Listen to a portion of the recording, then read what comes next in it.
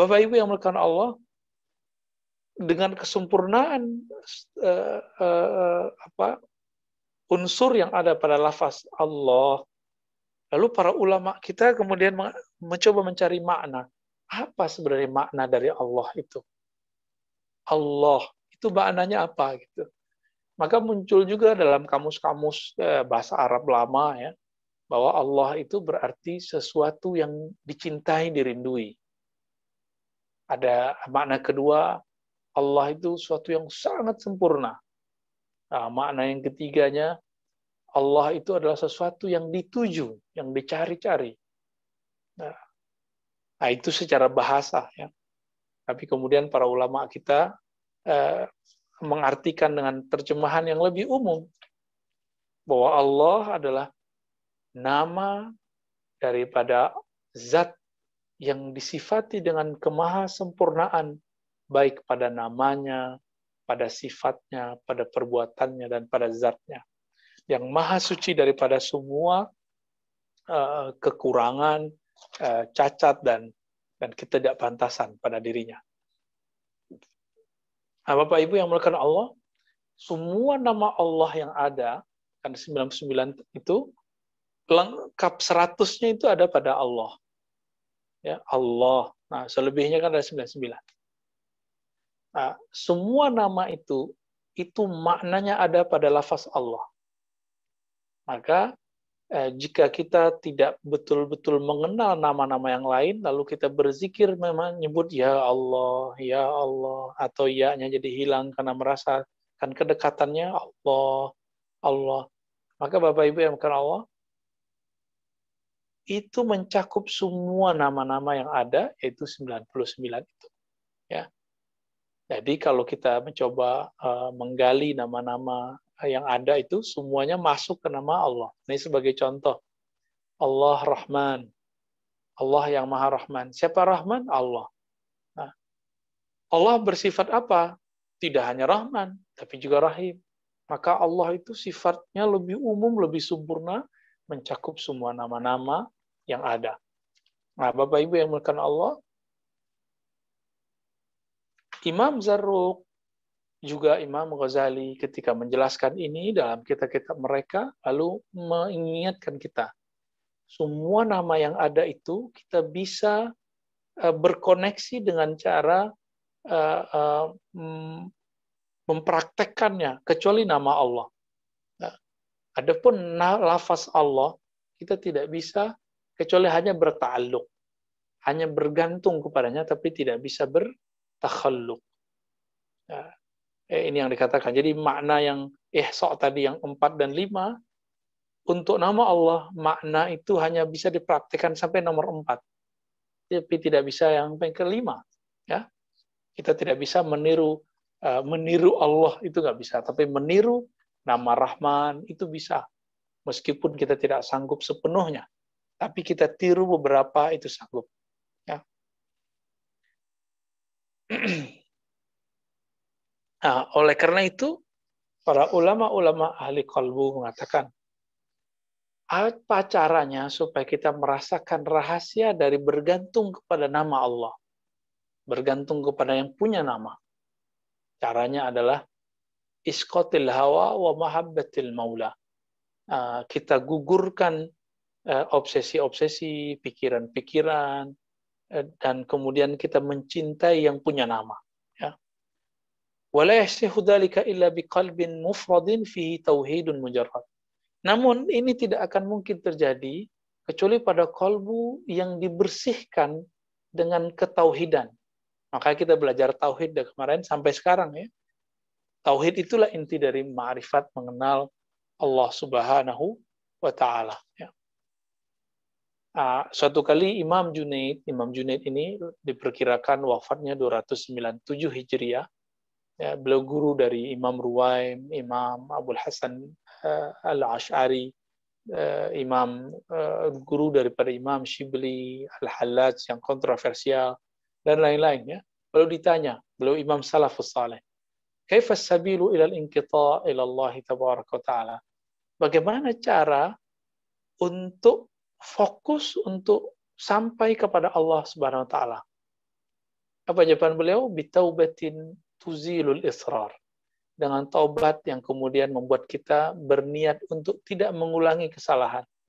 Wa khaufin yuzilut taswif, ya. Dengan rasa takut yang bisa menghilangkan keinginan kita, obsesi kita untuk bermaksiat. Wa raja'in yab'atsu ala masalikil amal. Lalu dengan rasa harap, meskipun kita tahu bahwa amalan kita nggak sempurna, sholat kita nggak selalu khusyuk, tapi dengan harapan Allah menyempurnakannya, maka kita jadi semangat beramal. Wa ihanatin nafsi biqurbiha minal ajr. Dan mencoba menghinakan diri di hadapan Allah ketika membaca nama itu. Maka Bapak Ibu, ketika kita membaca nama itu, terasa ada kebesaran nama. Itu sebabnya waktu dulu kita zikir nama ini, kalau emang sudah masuk ke kolbunya, tidak hanya main lagi dalam khayalan pikiran, itu pasti bisa nangis dan bergetar. Ya. Nah, dengan itulah ihanatun nafsi biqurbiha minal ajal. Kita kemudian bersiap nanti menghadapi ajal yang sangat dekat. Ini kita kan nggak tahu kapan ajal datang. Ajal kan hari perpisahan ruh kita dengan badan ini. Ya, badan kembali ke tanah, ruh kembali kemana? Jika dia tidak mengenal nama Allah, dia pulang kemana? Ya. Maka jawaban beliau apa? Ya. Tadi dengan taubat, dengan rasa takut, rasa harap, dengan menghinakan diri di hadapan Allah, ya. Lalu dengan ini Bapak Ibu yang makan Allah, kita bisa merasakan bahwa Allah Subhanahu wa taala Maha sempurna. Bagi yang sudah belajar zikir sebelumnya Bapak Ibu, kalau benar-benar mengamalkan pasti dapat satu faedah, bahkan banyak faedah.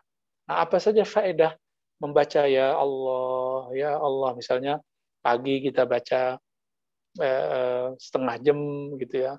Bapak Ibu kalau ada waktu tuh baca sebelum subuh ya Allah atau Allah. Itu rasakan. Apa yang terjadi? Imam Zarruq mengatakan yang akan dirasakan pembacanya yaitu ziyadatul yakin. Yakin yang bertambah. Nah, yakin ini kan 3 tingkat. Bapak Ibu masih ingat pasti ya. Sebenarnya ada 5 tingkat, tapi di Quran secara gamblang disebutkan 3. Pertama, ilmu yakin. Ilmu mengetahui hanya sekedar mengetahui. Yang kedua, ainul yakin. Saya sudah lihat nih, ada orang mengamalkan ini, lalu dia merasakan rahasianya. Dan saya tambah yakin karena melihat. Ya. Tapi, kalau orang sudah mencobakan pada dirinya dan dia merasakan kedahsyatan nama itu membuat jantungnya berdebar, tapi kok sensasinya enak gitu. Matanya bisa bisa menangis.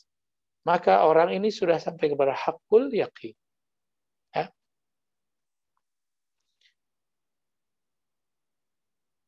Lalu apalagi ya? Taisirul maqasidil mahmudah fi dzawati was sifati wal af'al ya. Orang ini akan dimudahkan untuk mencapai sesuatu yang baik ya. Nah, Bapak Ibu yang makan Allah, nah ini kebetulan nih hari Kamis ya, hari Kamis. Kalau besok nih kan hari Jumat ya. Ini Imam Suharawardi itu punya satu tips ya, man talaha yaumul jum'ati qabla shalah. Siapa yang membacanya pada hari Jumat sebelum sholat, ala taharatin wa nazafati siyabin, dalam keadaan yang suci, baik di rumah ataupun di masjid, sirran, dalam keadaan sir. Nah, ini yang sudah belajar zikir Bapak Ibu ya. Mi'atai marrah, 200 aja, tapi pelan. Nah, pelan itu gimana Bapak Ibu? Biasanya dulu saya ajarkan, mungkin lama-lama dia jadi cepat ya. Tapi yang sekarang satu nafas, satu nama. Ya Allah, satu nafas. Ya, nafas naik, nafas keluar, nafas masuk, nafas keluar. Nafas masuk ya Allah, nafas keluar ya Allah, atau Allah. Nah, yang sudah belajar itu ya. Nah, 200 saja minimal, apalagi kalau bisa 1000. Ya. Tayassara lahu matlubahu wa in kana makan. Allah akan mudahkan cita-citanya yang luhur ya, apapun itu. Jika ada orang yang sakit ya biasanya kata beliau alajahu Rabbuna tabaraka ta'ala, Allah bisa sembuhkan meskipun biasanya para dokter, para ahli kedokteran, ahli obat itu putus asa. Nah, berapa lama melakukannya? Itu minimal 7 hari ya, insya Allah. Nah, ini penjelasan beliau kalau kita membahas khasiat atau manfaatnya. Tapi Bapak Ibu, yang paling tinggi khasiatnya yang pertama tadi, keutamaan membaca nama Allah. Apa keutamaannya? Ziyadatul yakin bal kamalu. Menambah keyakinan, bahkan menyempurnakannya. Nah, berdasarkan ini Bapak Ibu yang dimuliakan Allah, saya mengajak bagi yang sudah belajar sebelumnya untuk memperketat amalannya, ya, mumpung ini masih bulan Rajab, biar nanti Ramadannya tinggal menikmati nama itu. Nah, bagi yang belum, coba diamalkan saja, baca ya Allah, ya, matanya dipejam, rasakan ya, kolbunya yang menyebut ya Allah, satu nafas, satu nama. Ya minimal 100 saja ya. Itu sudah nikmat. Pagi, sore, malam, ya, siang, kita sudah merasakan kebesaran nama Allah Subhanahu wa taala. Dan kolbu ini hanya mau menerima nama-nama Allah. Dia tidak mau menerima nama dunia. Jadi walaupun kita senang dengan mendapatkan nama-nama dunia, harta-harta dunia, tapi nama-nama Allah Ta'ala itu lebih membuatnya bahagia. Kira-kira itu Pak Mas, Bapak Ibu yang dimuliakan Allah.